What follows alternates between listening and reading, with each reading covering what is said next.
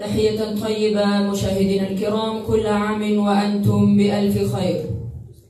تحية مباركة في برنامجكم الاتجاه المعاكس عن قسم اللغة العربية والإنجليزية للحفاظ. ألم يحذر تقرير صادر عن الأمم المتحدة بأن اللغة العربية مهددة بالانقراض؟ ألم يؤكد مفتي ديار المصرية بأن الله لم يتعهد بحماية لغة الضاد؟ ماذا فعلت الحكومات والجامعات ومجامع اللغة لحماية العربية؟ أليس مدرسو اللغة العربية ألد أعدائها؟ لماذا يتعلم أطفالنا اللغات الأجنبية بسرعة البرق وبينما يفشلون في تعلم لغاتهم الأم؟ أليست لغتنا لغة جامدة وطريقة تدريسها أكثر جمودا؟ إلى متى نحيط بلغاتنا بحالة من القداسة؟ ألم تتطور جميع لغات العالم وبينما ما زال تعيش لغة عربية في غيابها الماضي؟ أليست العربية لغة سلفية وبينما إنجليزية لغة مستقبلية؟ أليست في الدعوات التي تثار بين حين والآخر بشأن بتخلي عن قواعد اللغة العربية بدعوى جمودها مجرد كلام عابر؟ لك في المقابل، لماذا نلوم مجامع اللغة ولا نلوم وسائل الإعلام والحكومات؟ أليست اللغة نفسها في حصن منيع غير قابل اختراق لأنها لغة القرآن الكتاب المحفوظ وهي ستبقى ببقائه أبد الدهر؟ من قال أن اللغة العربية لم تتطور؟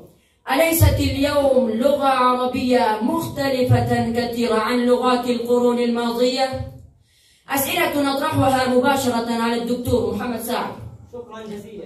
الطالب من قسم الدراسة النظامية للحفاظ، والدكتور عبد الصبور حسنا أيضا عضو من قسم هذه اللغة العربية.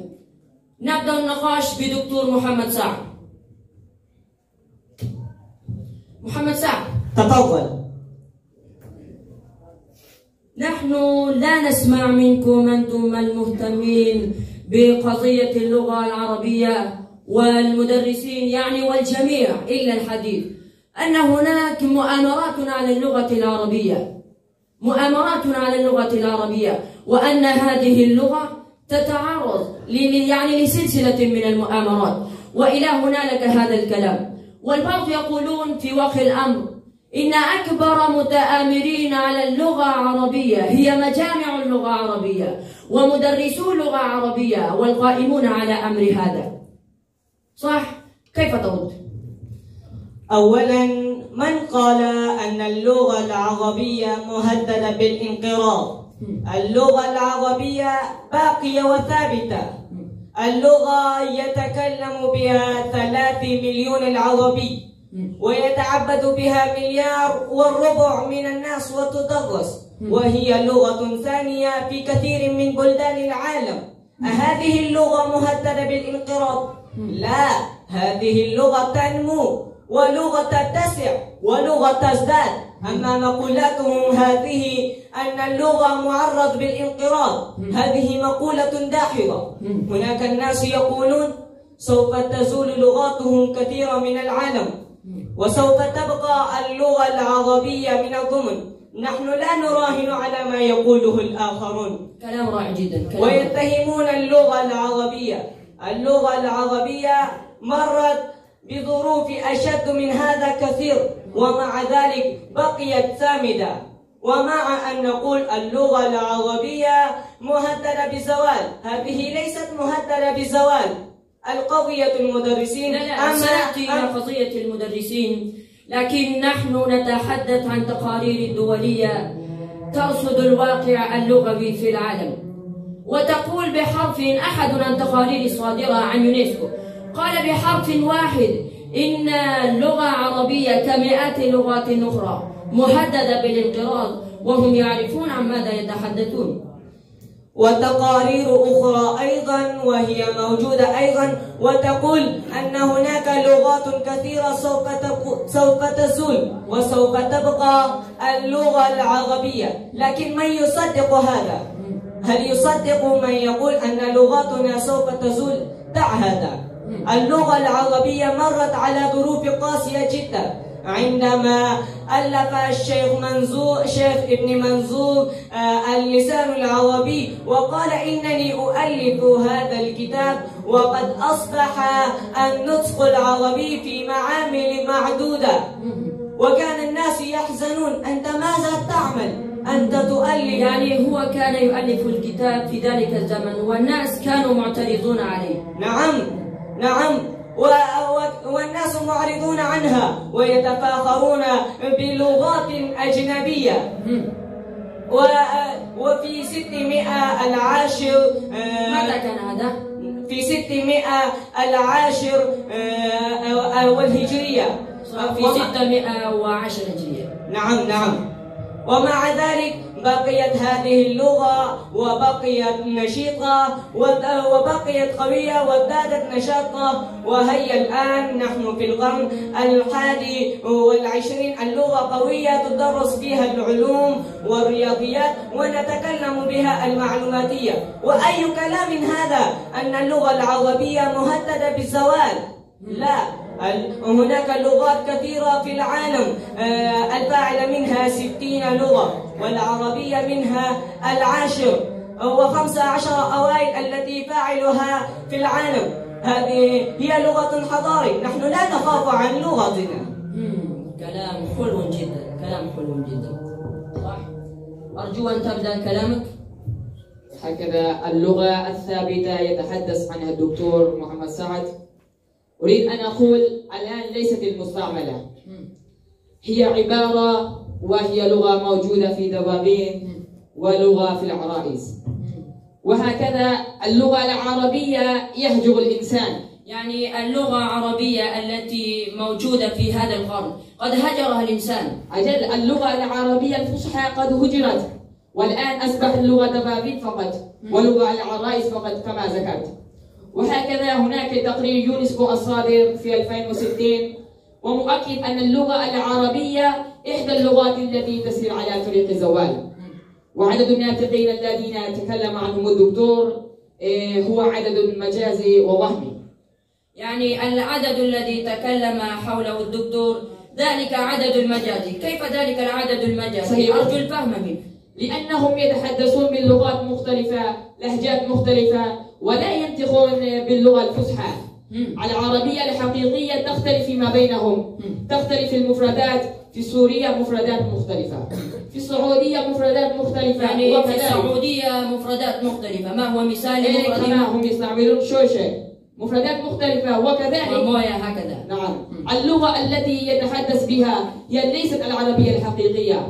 العربية الحقيقية قد هجرها الناس وأتوقع أنها قد ستندثر. يعني العربية الموجودة ستندثر قريب ستندثر، ليس بعمري وليس بعمري. يعني ليس بعمري وليس بعمرك بل بعمر التاريخ. نعم، بعمر التاريخ. دكتور هذا. نعم، في 15 قام المستشرقون ومعهم العرب أيضا، وأتعرف ماذا هم قالوا؟ هم قالوا أعصونا 25 سنة، بعد 25 سنة لم تبقى اللغة العربية.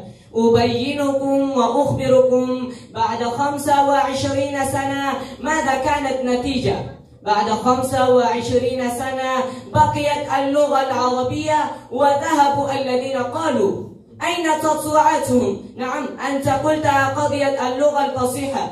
اللغة الفصيحة بقيت الآن كما قلت في الكتب. نعم، تدرس في المدارس وموجودة في بعض الروايات، في الكتب، في الأدب وفي الشعر.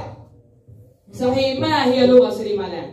اللغة السليمة والفصيحة اللغة العربية موجودة وتتكلم بها الناس في جميع الدول.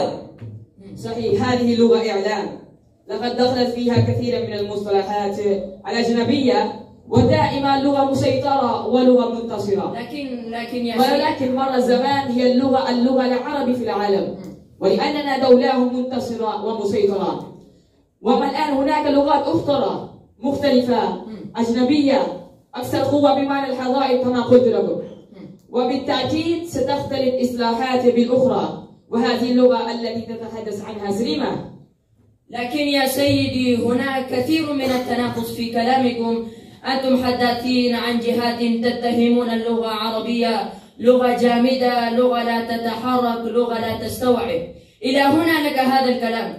لكن عن جهات أخرى هذا الكلام يعني أنت قلت دخل عليها المصطلحات، فهذا دليل حيوية اللغة العربية. نعم دليل حيوية اللغة العربية. لا تناقض نفسك. كيف دليل؟ نعم دليل حيوية اللغة الموجودة الآن، ولكن لغة مسيطرة ولغة منتصرة. يعني هكذا اللغة الإنجليزية أيضا دخلت عليها كثير من المصطلحات الأجنبية كما كلمة دفاع من السحاب. فلما لم تقم الدنيا على هذا؟ يعني دفاع بشرط اندثار تلك اللغة تفوق على الحظائر وسيحيلها بمعنى إلى ذاتها، ولكن هذه المصطلحات بمعنى الأخرى. وحتى الآن نحن لا نستعمل أن نتعامل إلا بمفاهيمنا المنغلقة. ولكن أريد أن تخرب الموضوع. لقد خرجت من الموضوع كما قرب الدكتور. صحيح. أرجو أن تدخل الموضوع. مثلا الكمبيوتر مصطلح في كل شارع. على اللغة المجامع أن يسمى الحاسوب. ولماذا حاسوب؟ له وظائف أخرى بدون حساب أيضا. لا، ماذا تريد أن تقول بجملة واحدة كي ننتقل إلى الدكتور؟ صحيح، أريد أن أقول العربية تستعين عن اللغات الأخرى، وهذه اللغة العربية مهددة بالانقراض وبالزوال.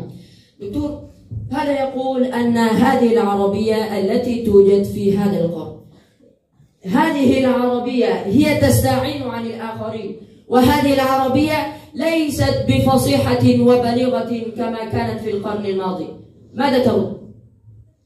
نعم، اللغة الفصيحة وبليغة بقيت كما قلت في الدواوين. أنت قلت بنفسك اللغة الفصيحة بقيت في الدواوين وفي الكتب وفي المدارس يتعلمون الناس.